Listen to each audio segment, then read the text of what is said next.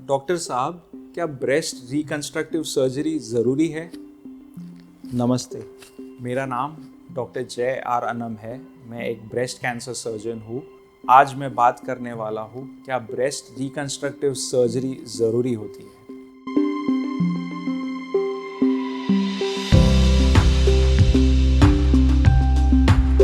तो हर इंसान, चाहे वो मेल हो, फीमेल हो, बच्चा हो, बूढ़ा हो, वो सब सुंदर दिखना चाहते हैं, अच्छा दिखना चाहते हैं। एक औरत के लिए अपना स्तन वो एक गहना होता है। वो उनके शरीर का ही नहीं, उनके व्यक्तित्व का भी एक हिस्सा होता है। ब्रेस्ट कैंसर सर्जरी जब हम करते हैं तो इससे जो है एक लॉन्ग टर्म इम्पैक्ट हम उस लेडी के सेल्फ इमेज पे, कॉन्फिडेंस पे, हम उनके सेल्फ एस्टीम पे एक दाग लगा सकते हैं। तो जो ये रिकंस्ट्रक्टिव सर्जरी रहती है वो एक हमारा अटेम्प्ट है कि हम उस लेडी के सेल्फ कॉन्फिडेंस को, सेल्फ एस्टीम को, उनकी जो लिव विद डिग्निटी की इच्छा है उसे पूरा कर सके। मैं तो यही कहूँगा कि ब्रेस्ट रिकंस्ट्रक्टिव सर्जरी बिल्कुल ज़रूरी है। ये ऑप्शन हर महिला के पास होना बहुत ही ज़रूरी है। अगर आपके आसपास में कोई ऐसा अच्छा अस्पताल नहीं है जहाँ पे ये फैसिलिटीज़ अवेलेबल नहीं है, तो फिर आपको एक मेट्रो सिटी में आना चाहिए।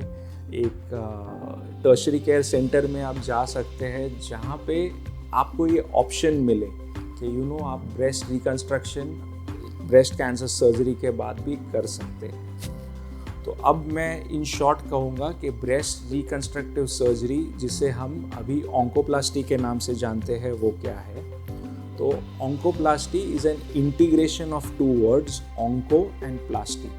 ऑन्को का मतलब कैंसर या कैंसर रिलेटेड कोई चीज़, प्लास्टी का मतलब हम रेफ़र कर रहे हैं प्लास्टिक सर्जरी को।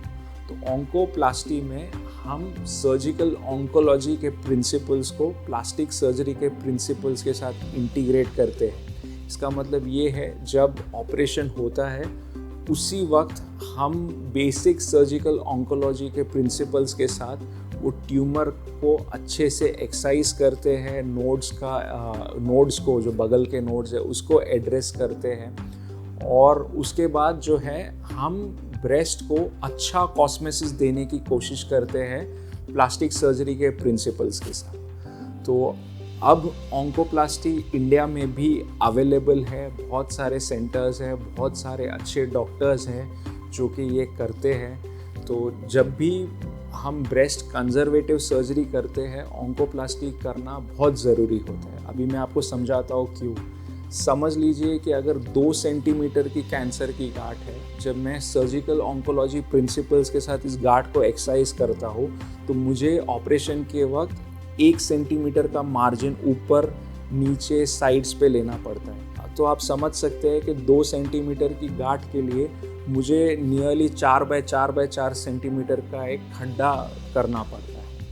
अगर हम इस खड्डे को प्रॉपरली नहीं भरते हैं तो फिर ये आगे चल के बहुत ही ख़राब शेप ब्रेस्ट को दे सकता है, जो कि एक लेडी के सेल्फ एस्टीम को भी धक्का दे सकती है। इसीलिए हर छोटे से छोटे केस में ऑन्कोप्लास्टी करना चाहिए। ऑन्कोप्लास्टी के अलग अलग प्रकार होते हैं, जैसे कि टाइप 1, टाइप 2, या तो फिर हम जिसे कहते हैं वॉल्यूम डिस्प्लेसमेंट या वॉल्यूम रिप्लेसमेंट टाइप ऑफ ऑन्कोप्लास्टी।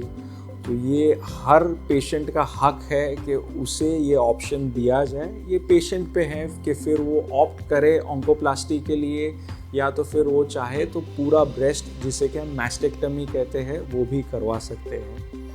मगर आज हम इस दौर में रह रहे हैं कि अगर हम किसी वजह से ब्रेस्ट कंजर्वेटिव सर्जरी नहीं कर सकते हैं, किसी वजह से पेशेंट को मैस्टेक्टमी करवाना पड़ा, तो फिर हम इन पेशेंट्स को होल ब्रेस्ट रिकंस्ट्रक्शन, जिसमें कि पूरा स्तन फिर से बनाया जाता है, वैसी सर्जरी भी ऑफ़र करते हैं। होल ब्रेस्ट रिकंस्ट्रक्शन बॉडी का अपना कोई हिस्सा जैसे कि DIP फ्लैप या कोई LD फ्लैप लेके भी हो सकता है, या दूसरा ऑप्शन होता है कि ब्रेस्ट इम्प्लांट्स डाले जो कि सिलिकॉन के होते हैं। सबके अपने फ़ायदे अपने नुकसान हैं, तो ये आप अपने डॉक्टर से पूछ सकते हैं कि आपके लिए सबसे ज़्यादा सूटेबल क्या रहेगा।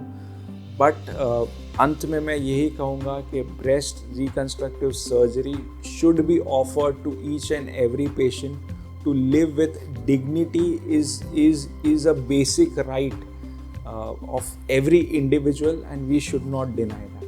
तो अगर ब्रेस्ट रिकंस्ट्रक्टिव सर्जरी या ऑन्कोप्लास्टी को लेके आपके दिमाग में कुछ भी सवाल हैं तो आप नीचे दिए गए कमेंट सेक्शन में लिख सकते हैं।